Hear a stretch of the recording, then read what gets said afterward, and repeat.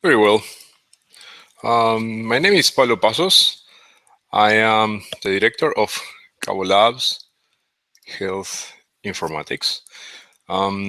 What we are going to do now is a small presentation about our EHR server. So I will present what it is and I will do a small demo. So for short, the EHR server is a generic open source clinical data repository that is designed to work in the cloud. So it's specifically for the cloud. And it's compliant with the openEHR standard. If you don't know openEHR, openEHR is an open standard that it defines an architecture for healthcare information systems that allows you to give high quality to your software, a high level of maintenance, and the systems you are created are interoperable by design. It does a lot of elements that enables interoperability based on openEHR. It also provides a very generic and stable information model, so you don't need to design that from scratch. It provides you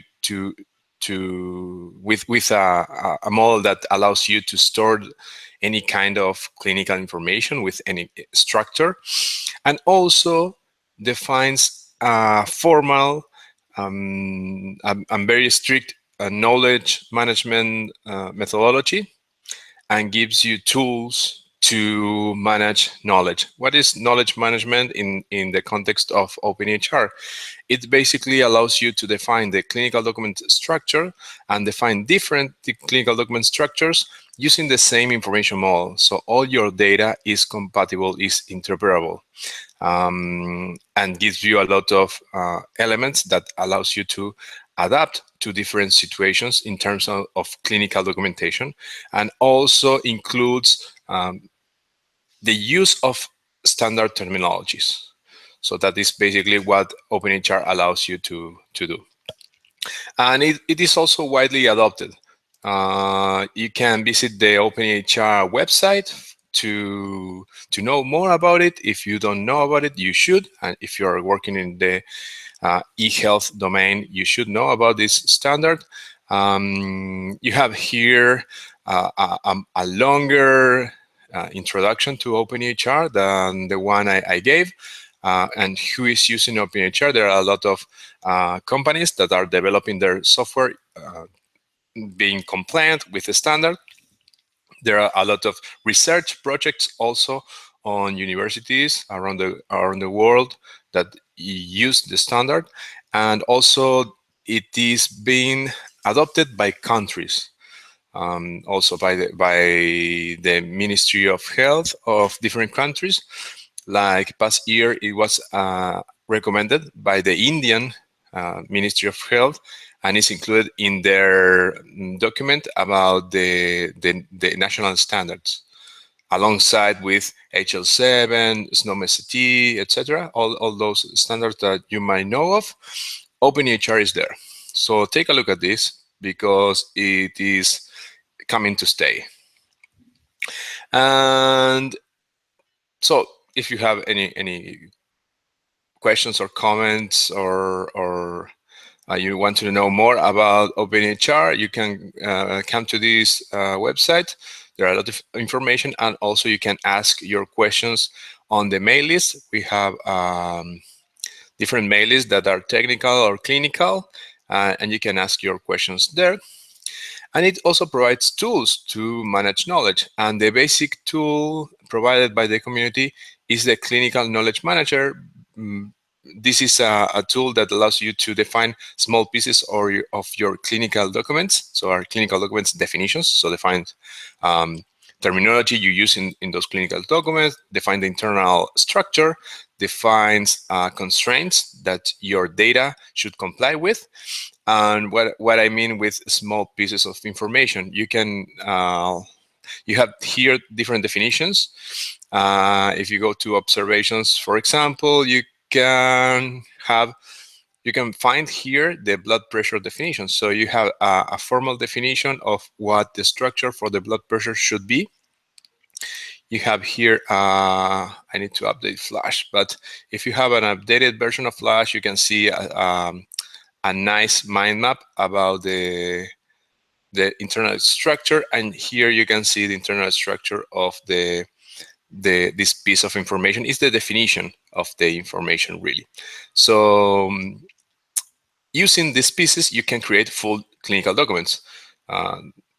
For instance, a lot of clinical documents will have the record of the blood pressure. So you can use the blood pressure on several clinical documents, but you need to only define that specific concept once.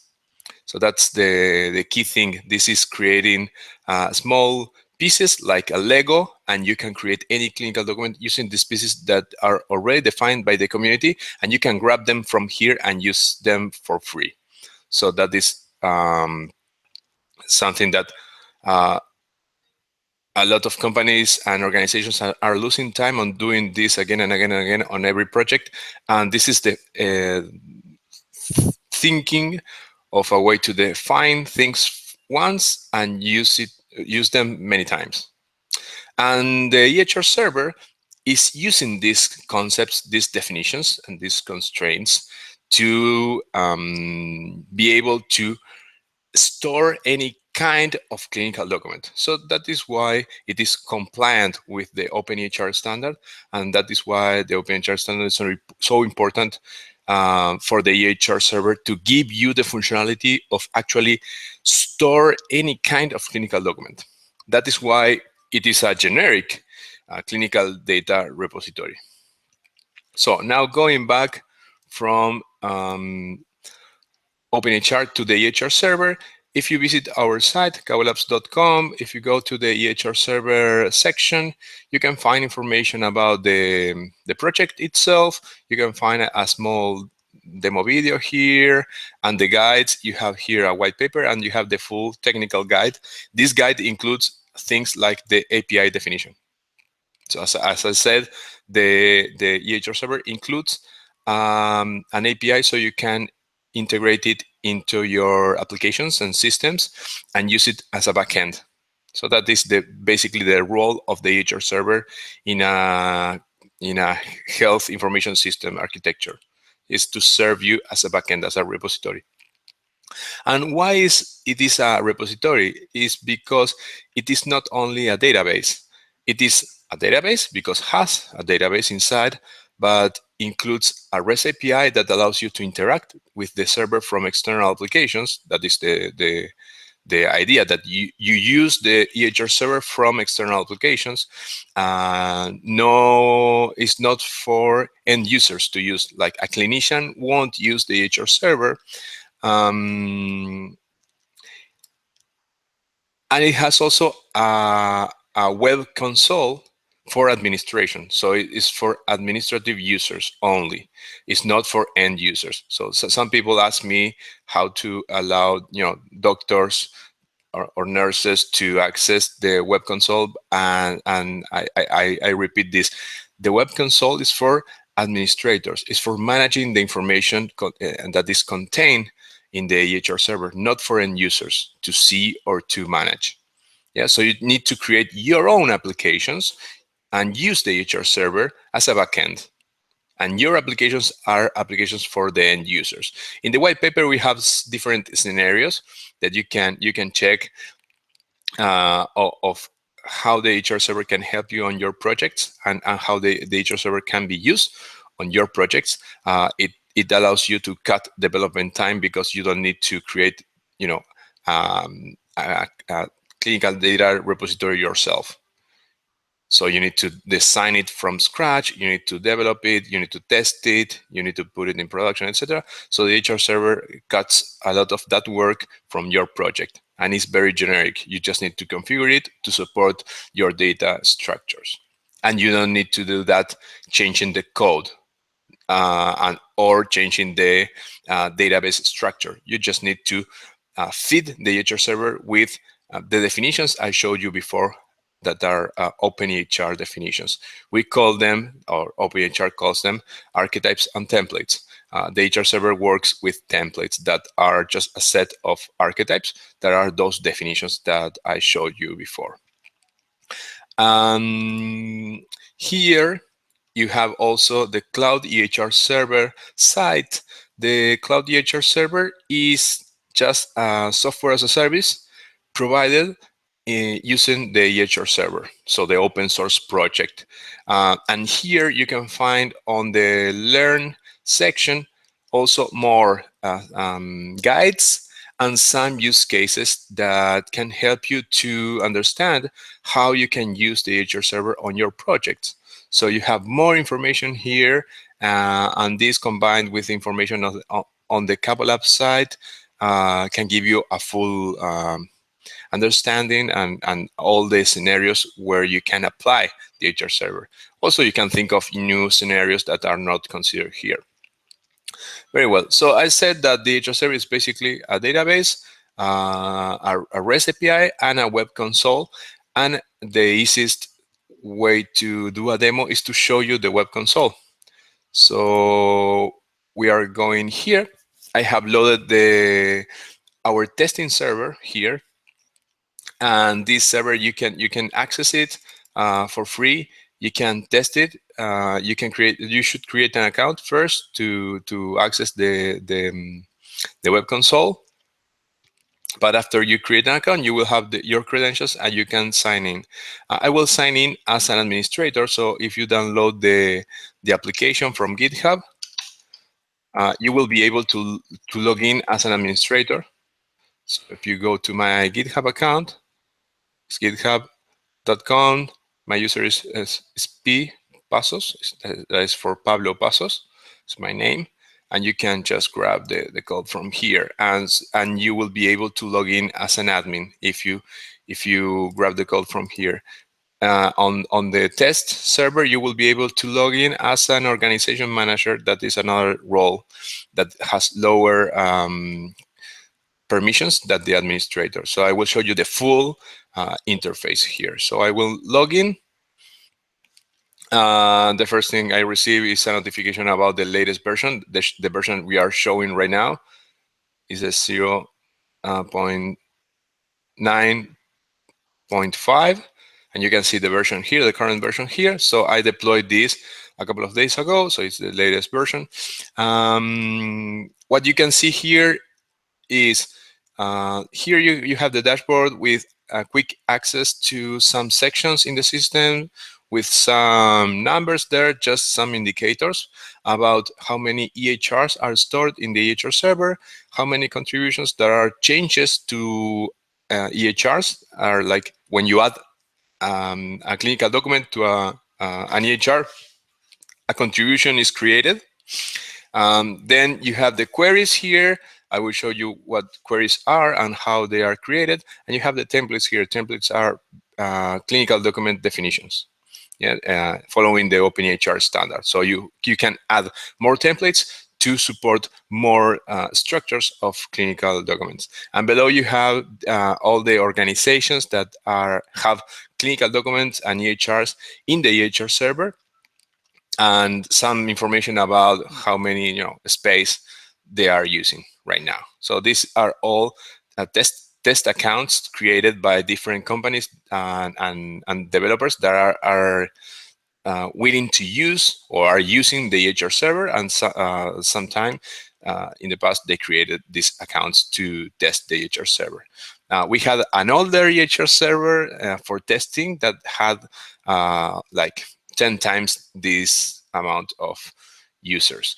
So in the menu, we changed the menu a little to group the items in a better organization, to have a better organization. And you can have here you can see the organization's users and roles are grouped. Basically here all the EHRs should be stored in the context of an organization, and all the users should be associated with our organization. That is because we support multi-tenancy. So that is a basic requirement for the cloud to support many organizations and many users on the same in the same instance of the EHRServer, but the data is not shared between organizations.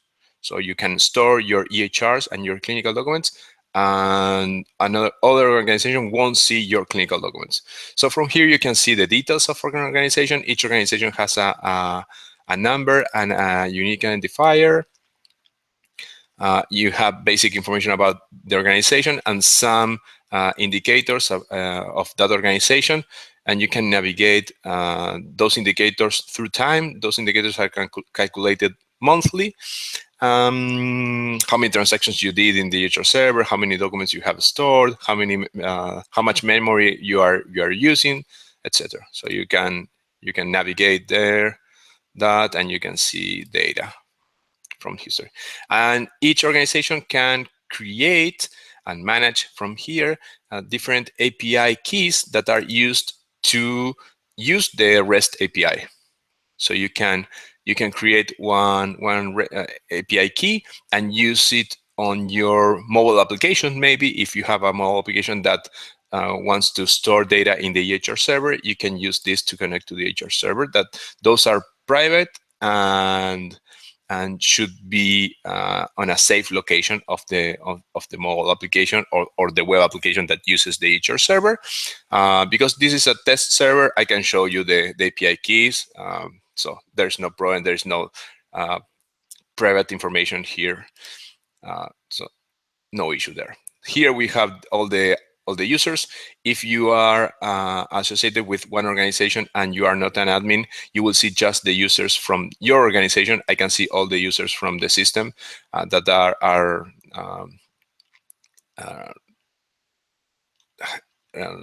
registered on the system. And because I am an administrator, so I can see all the details from everyone and I can manage them. I can assign roles to them. I can remove roles to them. I can revoke credentials from here, etc. So I can go to one user. I can edit. This is because I am an administrator, so I can change the roles.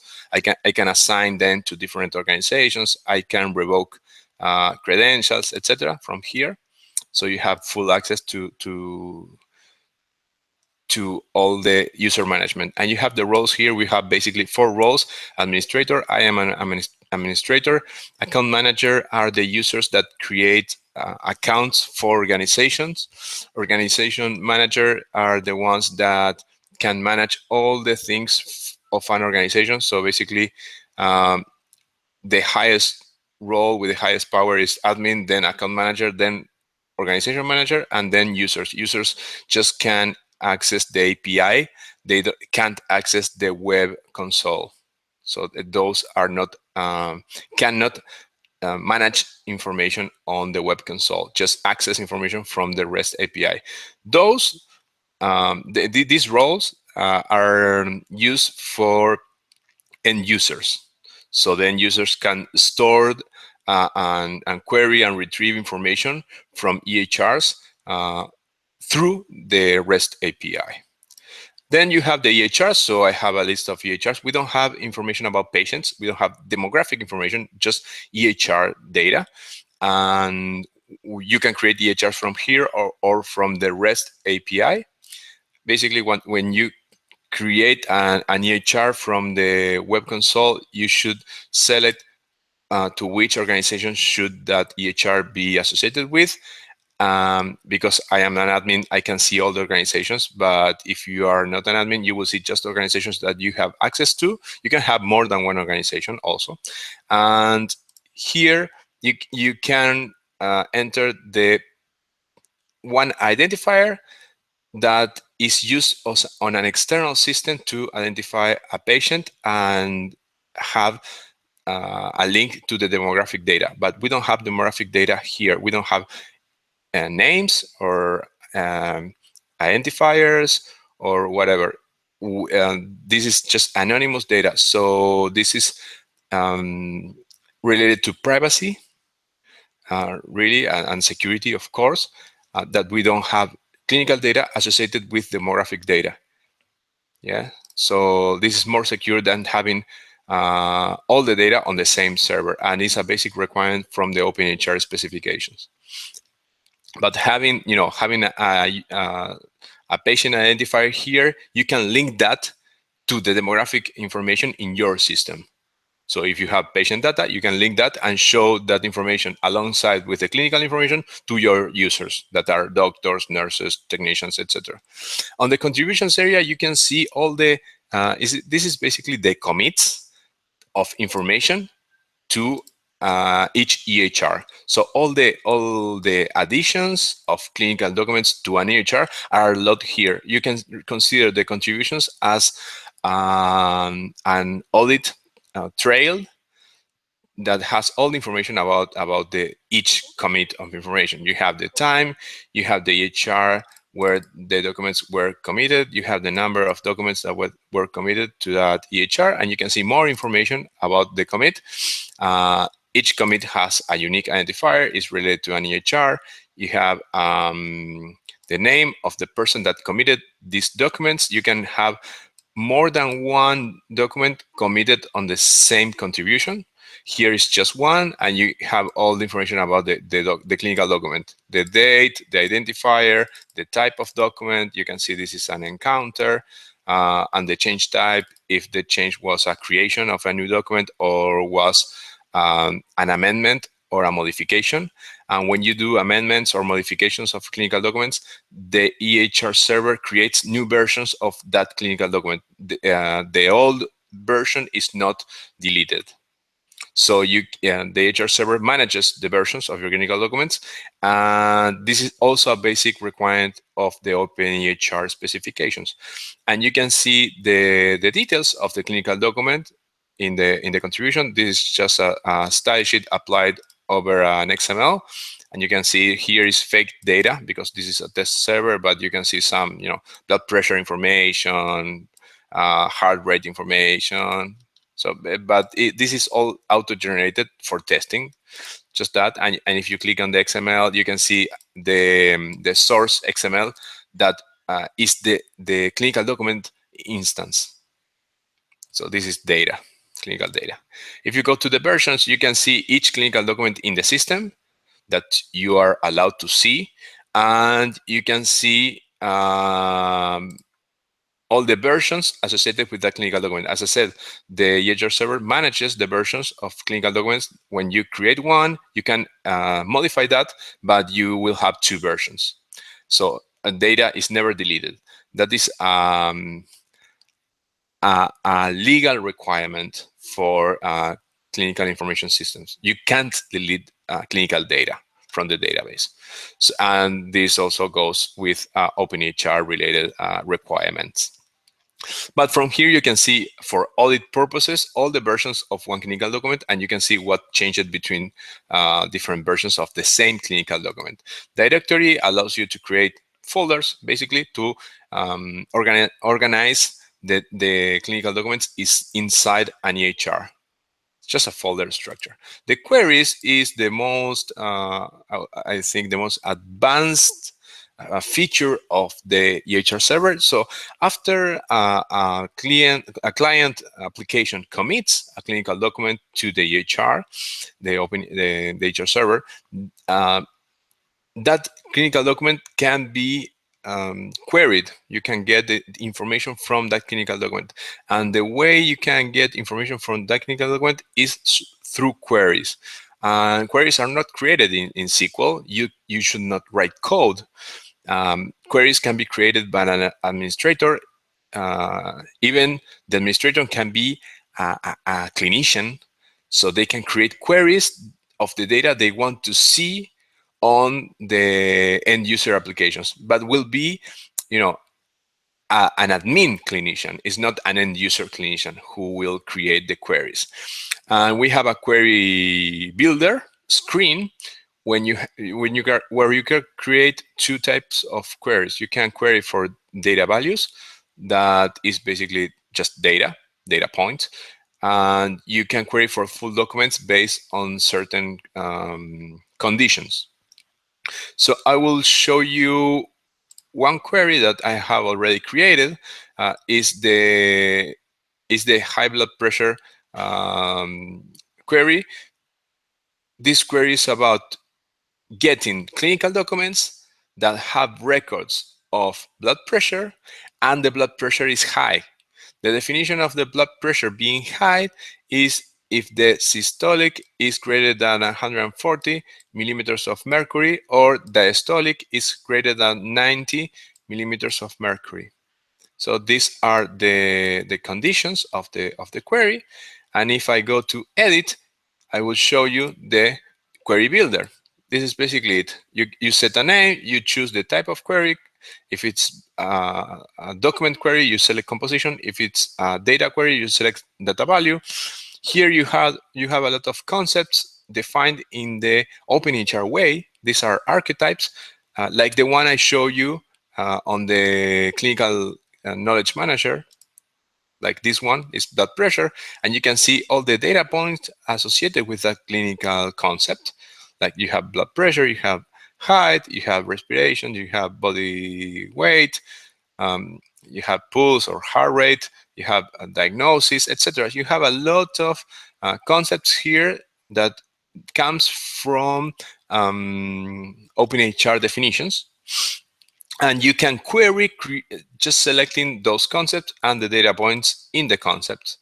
When you select a data point, because we are doing a document query, you can see that data point is of type quantity. That quantity has two different attributes, magnitude and units. So you can say magnitude should be greater than 140, and units should be equal to, and we have a list of options. The list of options that this is giving you comes from the definition of the clinical concept, comes from the openEHR archetype.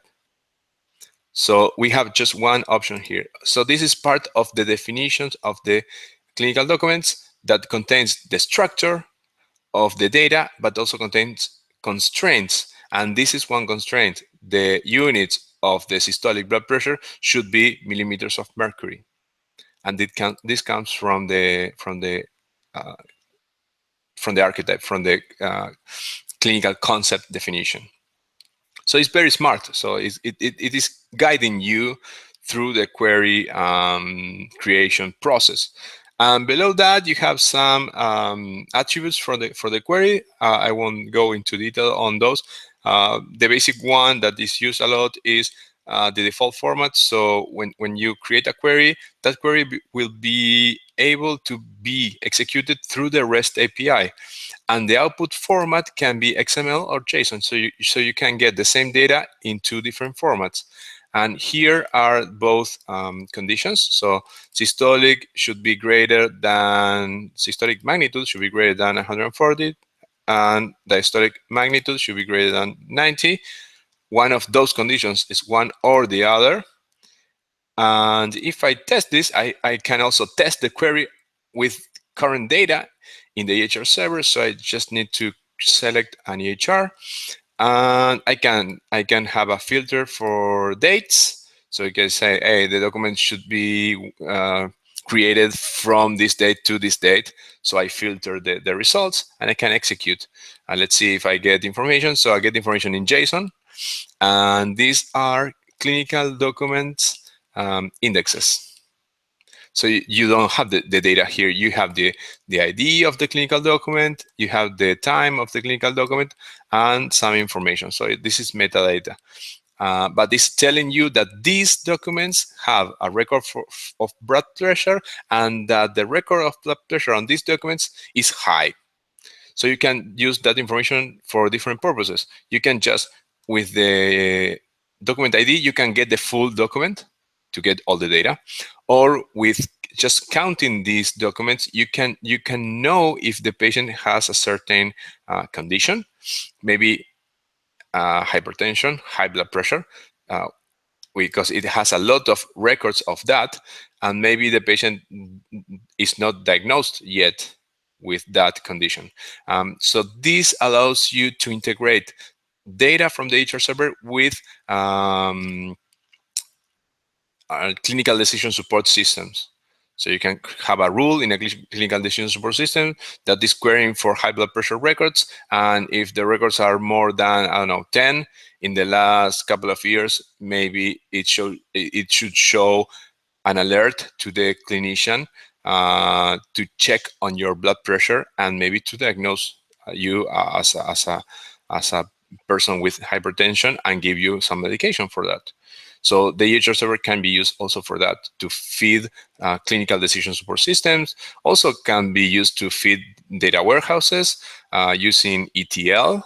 An ETL process can also be used to execute queries to get data for analytics. Also, if you want to display a nice dashboard for your doctors, or even for the patients themselves, or on patient portals, you can integrate patient portals with data from the EHRServer just by creating queries. And you can create any number of queries getting different data. And I will, just for fun, I will create a query quickly to get data about, I don't know, heart rate or vital signs. I will do vital signs. Vital signs. And I want data, so it's data value. And I can select blood pressure. I can add systolic. I can add diastolic. I can select height. And I can add the measure of the height. Respirations, I can get the rate. So this is the respiratory rate. The weight, body weight, I can select that. Pulse, heartbeat, this is the heart rate, is this one. We don't have other vital signs here, no, but this is enough. I want JSON to be the output format, and I want this data grouped by path. The meaning of the group by path, path is basically a term used by the openEHR standard, is to group data that has the same type, basically. But the same type, not in terms of the type in the openEHR information model, is the conceptual type, is the semantic type, is this. Is group all systolic together, group all diastolic together, group all the heart rate together, group all the weights together. With this, you can get a nice time series, so you can chart the data directly. And the EHRServer does that. So if we want to test, we select an EHR. So before creating the query, you can test it. That is to check if the query is getting you the results you need. And here, I don't have data for this EHR. I will check if I have data for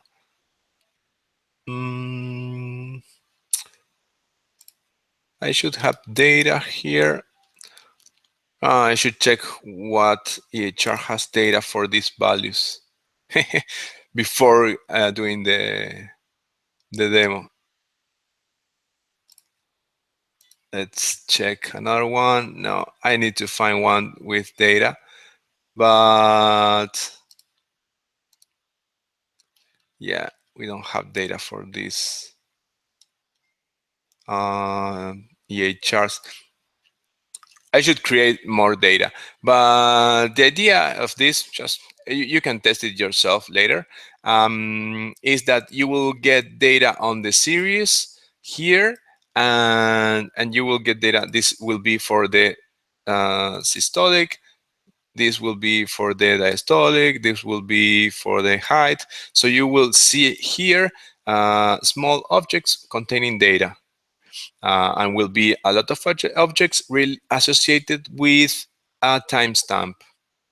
So you will see like magnitude information and a timestamp associated, so you can chart that information. It's a pity that I don't have one patient with data here to show you some results. I can show you the results on the production server later.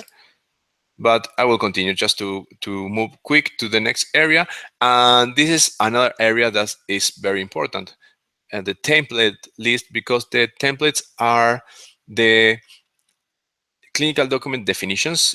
Those defines the structures of the clinical documents that the EHR server supports. So basically, you can define and add new structures to the EHR server, and through the REST API, you can store information about those structures. So you can add new structures, then store information right away about those structures, and after that, you can create queries based on those structures. So you don't need to change the source code or the database structure to support more clinical documents. And you don't need to write your own queries to get information from those clinical documents out the EHR server. So it is that, just add the definitions, commit some data, then create queries, and you can execute the queries from the REST API. So you can get data back from on your apps to show that information to your doctors. Full clinical documents or just data points, and you can chart the data points. You can do whatever you want, but it's that easy.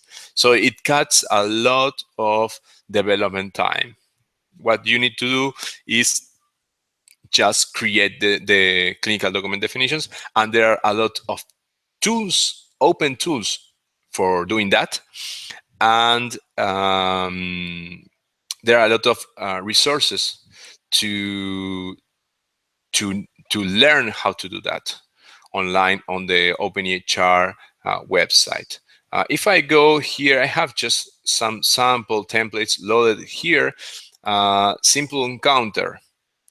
You will see some information about the template, some ID, etc. And you can see the template in its XML form.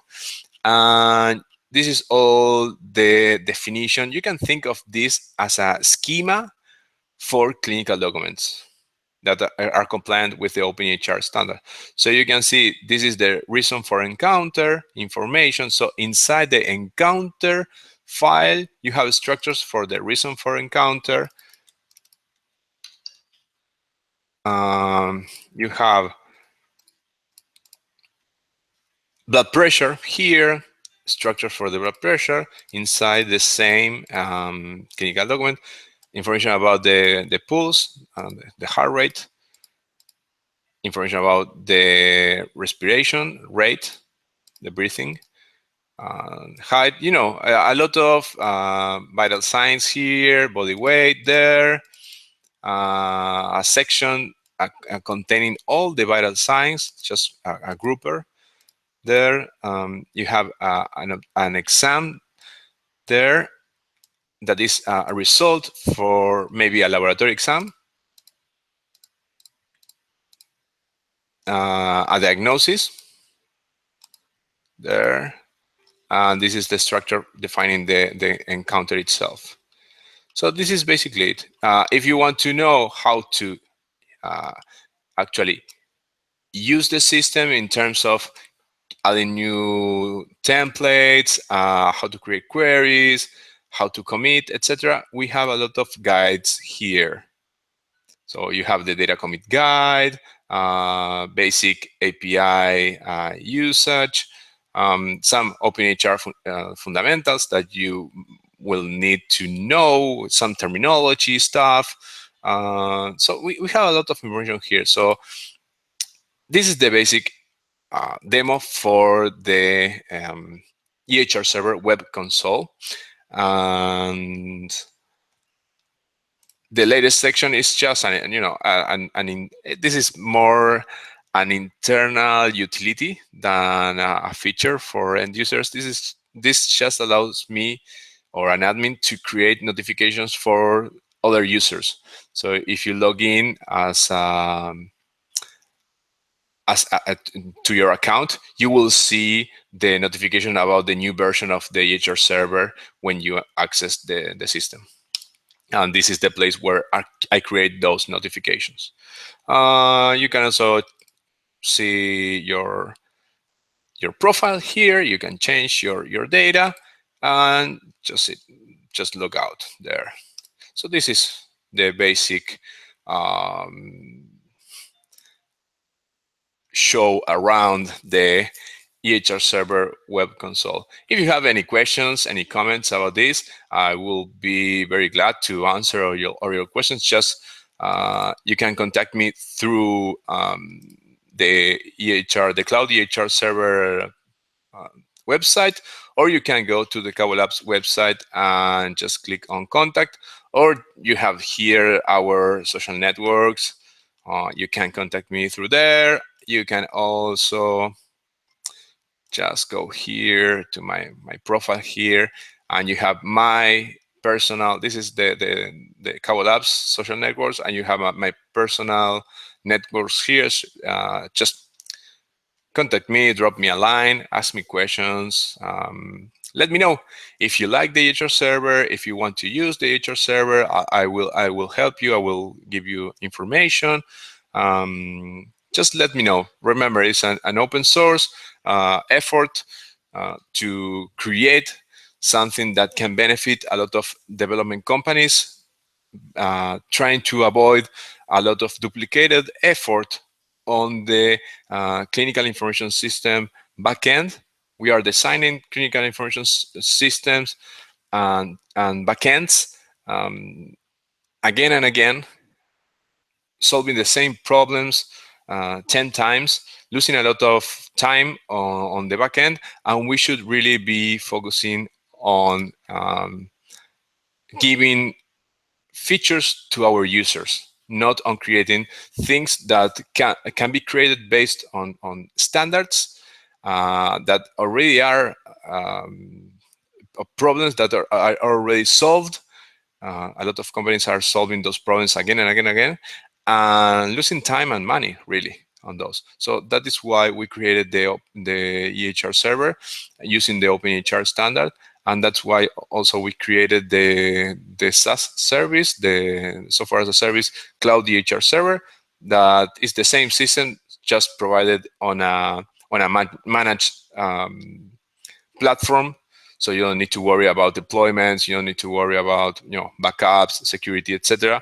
It's all handled in the backend as a service for you. Yeah, but we don't charge anything related to licenses. For example, is what you use is what you pay. See, so that is the basic idea of the EHRServer and the Cloud EHRServer service. So that's it. If you have any questions, just let me know. Goodbye.